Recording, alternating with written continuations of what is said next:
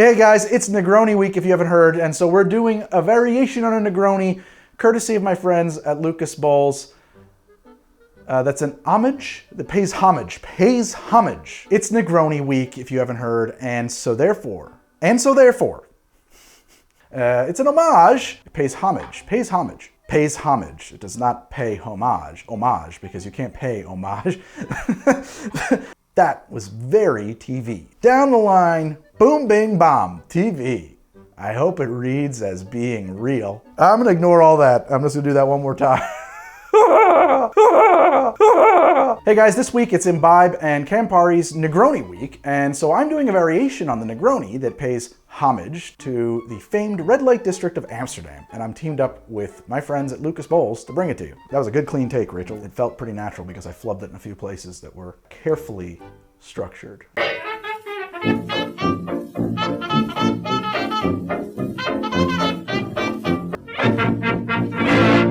This week is Imbibe and Campari's Negroni week. And for those of you who don't know what Negroni week is, this is a special bartending event that comes this time every year. Typically, the way though it works is that bars who are participating, they get to pick from a list of charities that are being supported for the year. And then the proceeds of Negronis that they sell during Negroni week, they go to the charity. Of course, this year we've got COVID-19 and mass closures around the world. Tremendous number of hospitality workers are thus out of work, and so Negroni Week this year is dedicated to supporting the bartenders, servers, and hospitality workers who make life worth living. And I'm partnered with Bols, who's going to support Another Round, Another Rally for Negroni Week. Another Round, Another Rally is a nonprofit that provides direct assistance to hospitality workers through grants that are available to apply for on their website. So here's how we're doing this. Bols is going to donate $3 for every bottle from their line sold during the entire month of September to Another Round, Another Rally. So you can support the cause by picking up a bottle at your local liquor store, or actually online if that happens to be available in your area, or you can make a direct contribution using the links I'm going to provide below. If you're wondering what you should be making with Bols stuff, well, they make a lot of different products. Probably their most famous is Genever, and they've been making that since about 1664. And they've got their own spin on the Negroni, the Red Light Negroni, which is designed to pay homage to the famed Amsterdam Red Light District, where Lucas Bols first set up his distillery. It's an area famed for its gracious and welcoming hospitality workers. Wink, wink, nudge, nudge, say no more. So, ties in very nicely, I think. If you're interested in the history of the Negroni, I talked about that already in my 3-ingredient drinks video, and I'm linking that below. I don't want to bore you with the history again, but I will say that there is a count involved, which is always fun. And I never drink wine. Also, even though this drink is named for the Red Light District, I feel like going deep on the history here is just a bit beyond the scope of what I want to do here today. But I'll do a quickie. De Wallen, little walls, is what it translates to. I apologize for my Dutch, by the way. It's named for the sides of the canals in the area, like little walls, right? It first became a haven for the sex workers in probably 1270, when there was a bridge that was built that connected that neighborhood to a nearby port and sailors.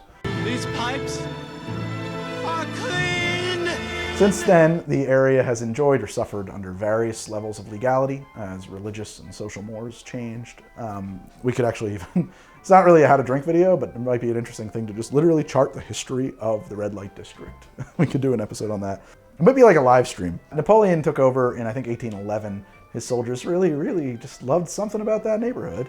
So he legalized prostitution and set up these regulated health checks for venereal disease and so on, really regulated the industry.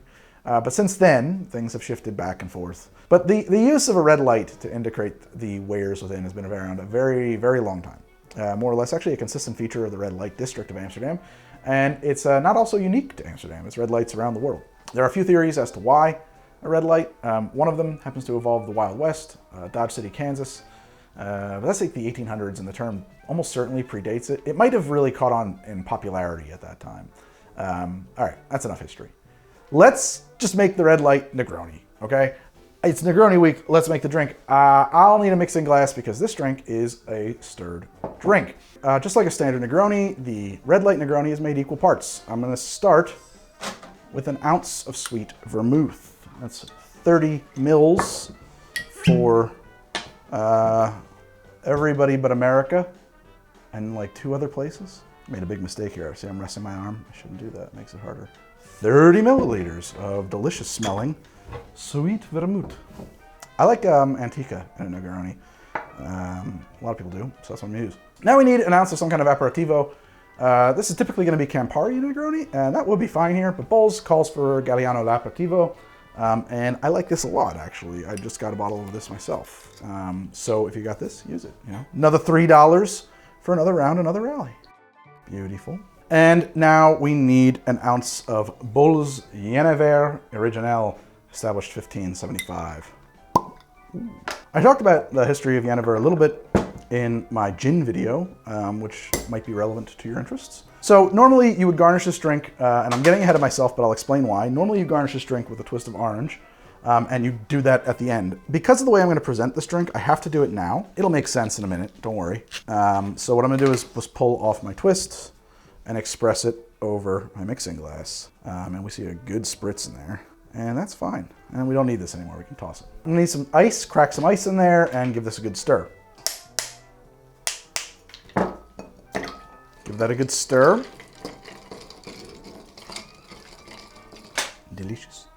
Okay, so presentation is key. I mentioned presentation before and that it mattered, and I think it does matter. I think how you present something is awesome. It makes the drink, and that's why I could not put a garnish on top of the drink. We just put it into the drink. So if you can, I suggest straining into one of these Bols Genever Red Light Bulb Negroni glasses. If you're gonna go that route, like I said before, you're gonna have to put your garnish into your stirring glass to get that orange oil in there. Otherwise, how would you twist an orange over this? You can't. And very careful pouring.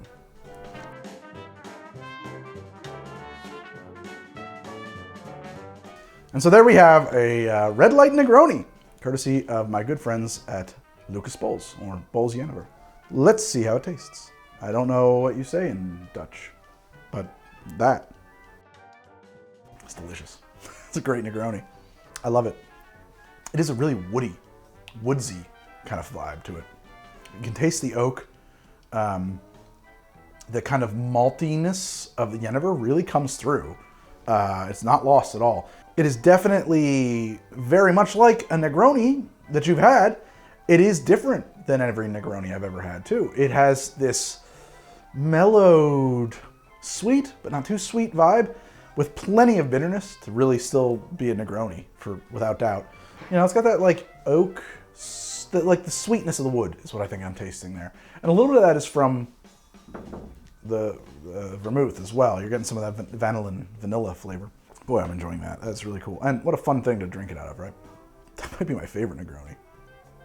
I really like that. Sometimes I'm not in the mood for Negroni because they can be a little too bitter.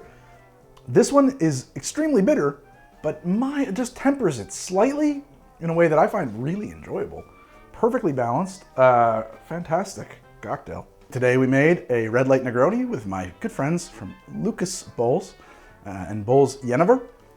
Support Negroni Week, pick a charity, check out the links below. You know, Another Round, Another Rally is doing great things, helping a lot of hospitality workers whom maybe you were a little dependent on prior to quarantine and the COVID-19.